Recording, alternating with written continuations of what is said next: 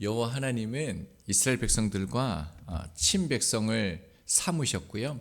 언약을 맺으셨습니다. 그리고 그들에게 언약 백성들이 어떠한 삶을 살아야 될지 계명을 주셨죠. 그런데 그토록 거룩한 일이 일어난 그때 산 아래에서는 아론과 백성들이요 금송아지 신상을 만들어서 우상을 숭배했습니다. 모세가 이 언약의 증거판을 들고 진에 가까이 오니요 금송아지를 만들어 제사를 지내는 것을 보았습니다. 모세는 이 모습을 보고 견딜 수 없어서 노하여서 두 증거판을 산 아래로 던져 깨트리게 되어집니다. 그리고 모세는 우상으로 만들어진 송아지를 가져다가 불에 태워 버리고요. 그리고 부수어 가루를 만들어 물에 뿌려 마시게 합니다. 이 행위는 죄 가운데 다시 회개하고 하나님께 돌아오도록 했던 것입니다. 오늘 본문은 이 다음 사건을 말하고 있는데요. 21절을 봅니다.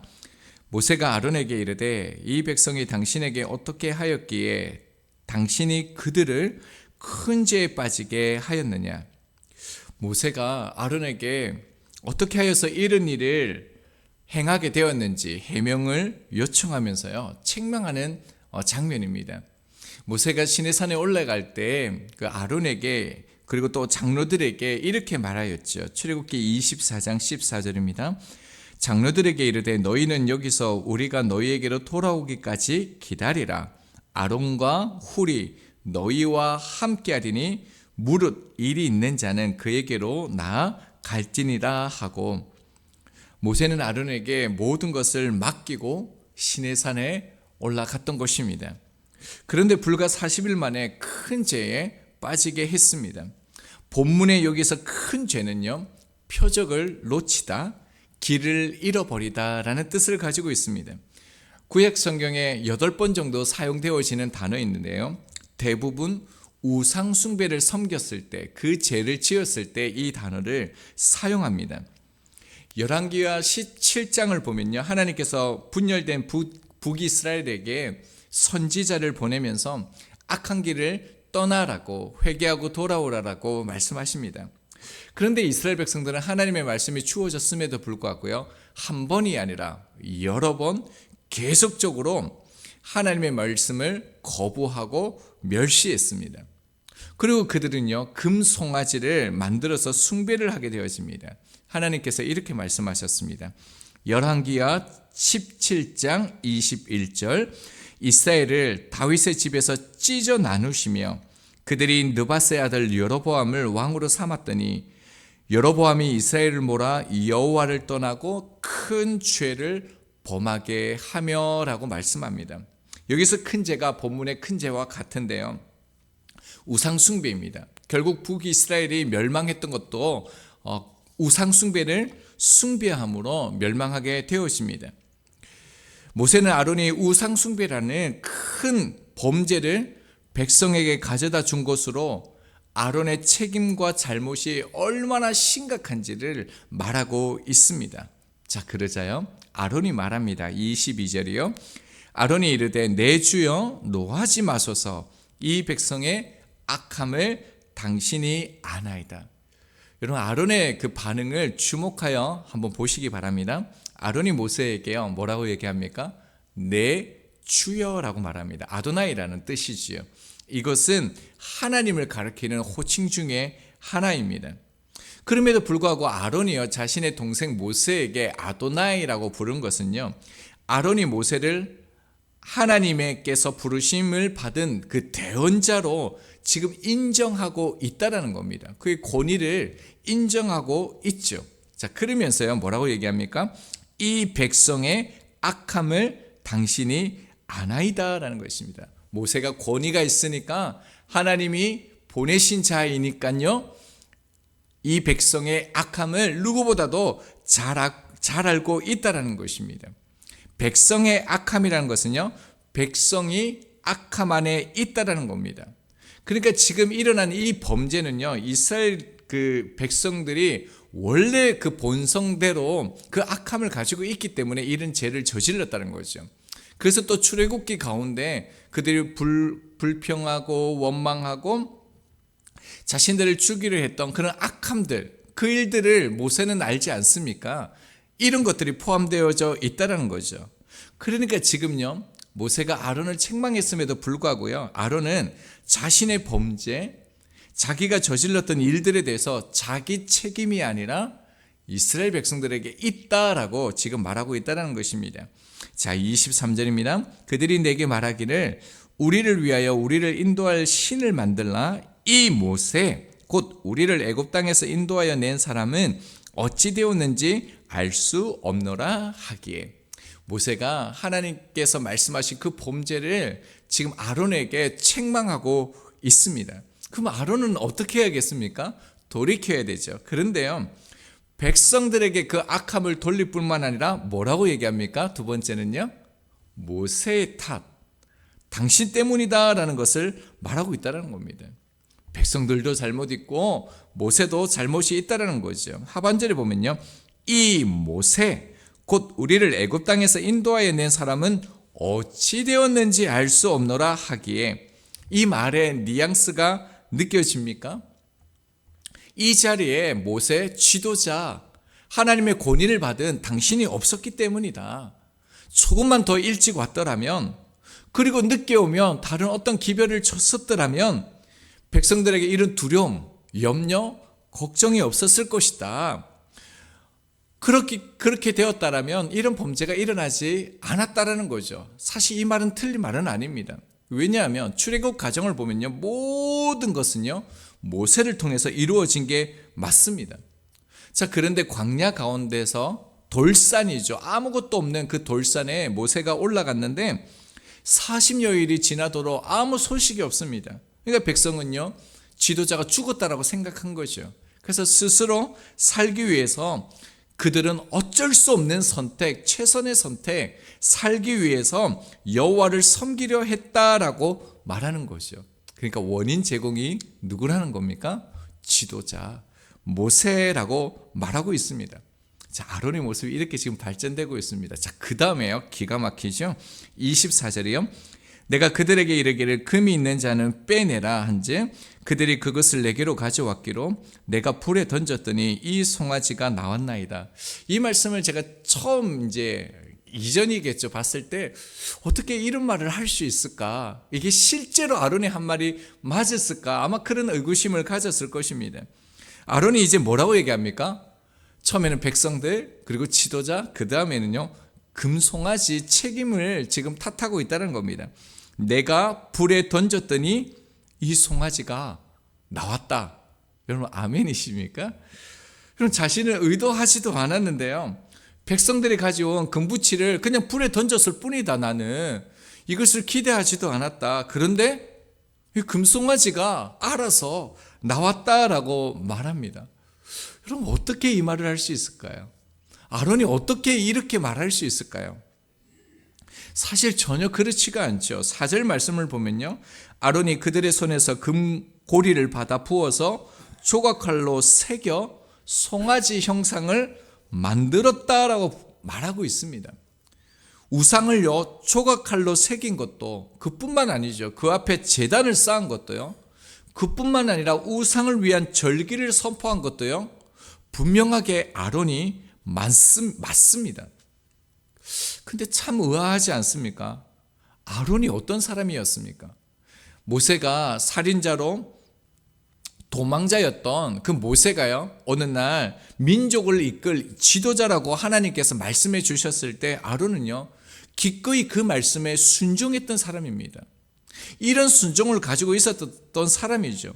뿐만 아니라 출애굽 당시에도 말에 능하지 못했던 모세를 위해서요, 백성들 뿐만 아니라 바로의 왕 앞에까지 가서 하나님의 말씀을 전했던 사람입니다. 그뿐만이 아니죠. 각종 이적을 행하기도 했습니다. 아말렉과의 전투가 있을 때는 모세의 팔을 들어서 든든하게 신뢰를 주었던 사람이죠. 여러분, 그런데 이토록 신실하고 하나님의 말씀을 전하고요, 하나님을 위해서 살았던 사람이 왜 한순간에 이런 몰락의 길로 갈 수 있을까요? 1절 하반절을 보면요, 모여 백성이 아론에게 이르러 말하되 일어나라 우리를 위하여 우리를 인도할 신을 만들라. 이 모세 곧 우리를 애굽 땅에서 인도하여 낸 사람은 어찌 되었는지 알지 못함이니라. 여러분, 아론은요 지금 이 순간에요 하나님을 본 것이 아니라 지금 누구를 보고 있습니까? 세상을 보고 있다는 겁니다. 지금 아론은 하나님이 아니라 백성들을 보고 있습니다. 해야 할 일을 하지 않으면 하지 말아야 될 일을 한다는 말이 있지요. 그러니까 하나님을 보지 않는 그 순간은요 반드시 세상을 보게 되어집니다. 하나님을 의지하지 않는 그 순간은요 가만히 있는 것이 아니라 세상을 의지하게 되는 것이죠. 그래서 세상을 의지하면요 반드시 자신이 주인이 되어집니다. 그래서 5절을 보면요 아론이 보고 그 앞에 제단을 쌓고 이에 아론이 공포하여 이르되 내일은 여호와의 절일이니라 하니, 아론이 금송아지를 만들고 난 다음에 이름을 줍니다. 우리가 출애굽 당시에 참으로 많은 신들을 보았죠. 바알뿐만 아니라 여러 신들을 보았는데, 근데 특이하게요 아론은 그 당시 강력한 그 수많은 신의 이름이 있었음에도 불구하고 그 이름을 사용하지 않고요 여호와라는 이름을 금송아지에게 부여합니다. 왜 수많은 신들이 있었음에도 불구하고 이 여호와라는 이름을 주었을까요? 여러분, 여호와 하나님은요 모세와만 대화를 했습니다. 자, 그러니까요 이제 여호와 하나님과 대화하는 사람은 누구라는 겁니까? 모세가 아니라 나라는 겁니다. 자신이 되고 싶은 것입니다. 이제 내가 너희들의 주인이다. 내가 너희들의 지도자다. 내가 선지자다. 이렇게 지금 선언을 하는 것이죠. 그러니까 지금 아론은 금송아지를 만들 때요 백성들 때문에 어쩔 수 없이 협박을 당해서 수동적으로 만든 게 아닙니다. 스스로 주인 되어서 자신의 삶을 만든 것이죠. 그 증거가요 21절 하반절을 보면요 모세가 이렇게 말씀하죠. 당신이 그들을 큰 죄에 빠지게 하였느니라 라고 말합니다. 이게 빠지게 하다라는 그 원어가요 완료형을 쓰고 있습니다.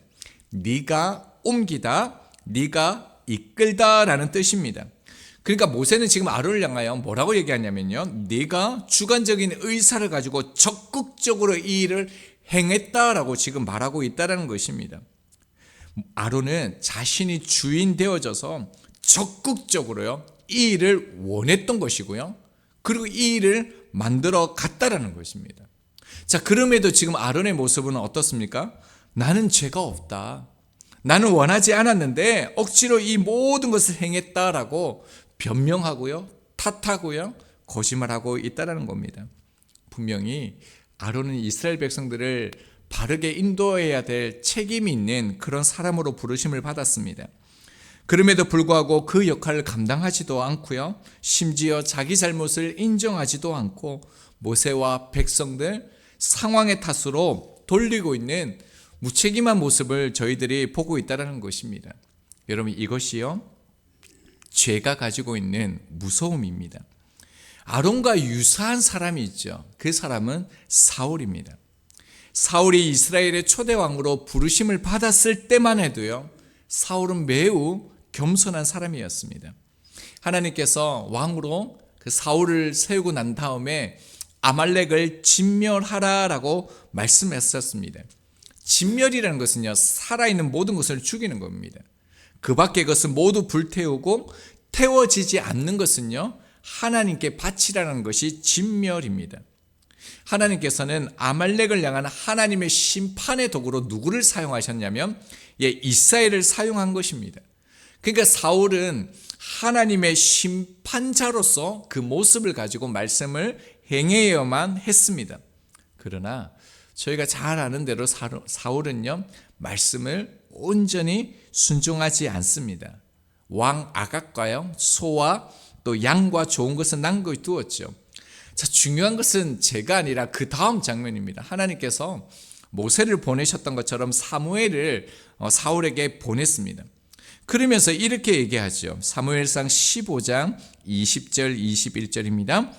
사울이 사무엘에게 이르되 나는 실로 여호와의 목소리를 청종하여 여호와께서 보내신 길로 가서 아말렉 왕 아각을 끌어왔고 아말렉 사람들을 진멸하였으나 다만 백성이 그 마땅히 행할 것 중에서 가장 좋은 것으로 길갈에서 당신의 하나님 여호와께 제사하려고 양과 소를 끌어 왔나이다 하는지라. 사무엘이 당신이 죄를 지었다, 하나님의 말씀을 순종하지 않았다, 어떻게 이런 일을 행하였느냐라고 말했을 때 아론과 너무 유사하게 말하죠. 뭐라고 얘기합니까?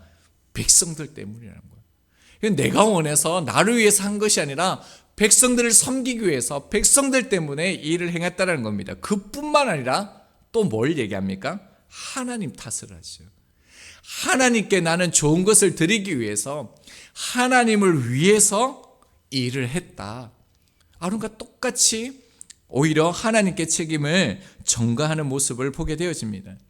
여러분, 제가 무서운 것은 하나님의 말씀 앞에 자기 자신을요 똑바로 보지 못하게 만든다는 것입니다.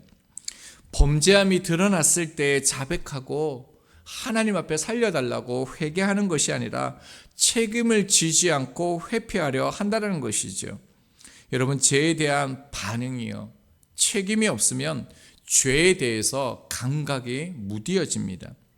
죄를 느끼지 못하면요, 무디어지면 자백할 수도 없고 회개할 수도 없습니다. 그뿐만 아니라 하나님의 용서와 긍휼을 구하지도 않습니다. 그리고요, 죄를 더 이상 죄로 여기지 않게 됩니다. 이것이 죄의 유혹이고 죄의 무서움입니다. 사단이 어디 있느냐, 마귀가 어디 있느냐, 그런 영적인 존재는 없다, 이런 그 질문에 대해서 마귀와 같이 걷고 있기 때문에 보이지 않는 것이다 라는 글을 본 적이 있습니다. 여러분, 죄를 죄로 여기지 않으면요, 마귀도 더 이상 나타나지 않습니다. 마귀도 손을 뗍니다. 더 이상 유혹하고 공격할 이유도 없습니다. 스스로 멸망의 길을 걸어가고 있기 때문에 마귀도요, 걱정하지도 않고 나타나지도 않고 내버려 두는 것입니다. 여러분, 아론의 이 모습, 사울의 이 모습 어디서 본 것 같지 않습니까? 성경을 통해 우리의 모습을 보여주고 있는 거울이라는 점을 우리가 잊지 말아야 합니다. 다른 사람에게는 우리가 그 어떤 말을 해서, 어떤 변명을 해서라도 우리의 잘못을 숨길 수 있습니다. 심지어요, 스스로를 속이면서 합리화할 수도 있습니다. 나 자신을 숨기고 다른 사람에게 완벽하게 숨길 수 있다고 해도요, 우리는 말씀 속에서 깨달아야 하는 것이 있습니다. 반드시 알아야 할 것이 있습니다. 하나님께 숨길 수가 없고요, 하나님마저 속일 수 없다라는 것입니다. 하나님은 정확하게 모든 것을 다 알고 계시다라는 것, 그것을 우리가 잊으면 안 된다는 것입니다. 우리가 해야 할 일은 오직 하나밖에 없습니다. 두렵고 떨리는 마음으로 하나님 앞에 서는 것입니다. 피해서 피해지지 않으니 그분을요 대면하는 것입니다. 정직하게 우리 있는 그대로를 가지고 주님 앞에 나아가서 우리의 모든 죄로부터 우리를 건져주시는 예수님을 붙들어야 합니다. 오직 예수님께만요 소망을 두고 우리의 모든 것을 그분께 맡기는 것입니다. 거룩함에 대해 관심이 없는 사람은 그리스도인이 아닙니다. 여러분, 영적인 공격이 있으시죠? 죄에 대한 아픔과 슬픔, 고통과 탄식이 여전히 있으시죠? 여러분, 이것은요 저희들이 여전히 주님 안에 있다라는 증거입니다. 오늘 하루도 우리가 살아갈 때 최우선적인 관심이요 하나님을 가까이 하는 이 거룩이 될 수 있기를 소망합니다.